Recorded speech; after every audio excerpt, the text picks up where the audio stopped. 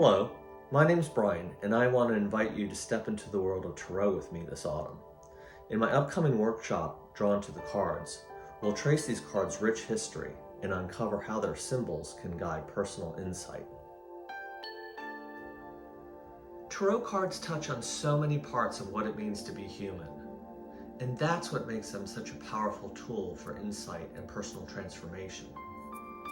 Each of the 78 cards is like a little prayer, opening up space for meaning and reflection.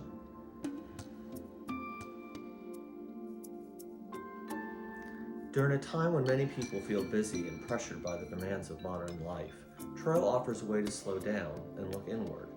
Their symbolism is a great way to create a quiet, meditative interior space and show us thoughts and feelings that might be hiding underneath. So bring your questions, bring your curiosity, bring your cards if you have them. I hope you'll be able to join me on Sunday, September 14th at Well for the Journey. There is no telling what we might discover.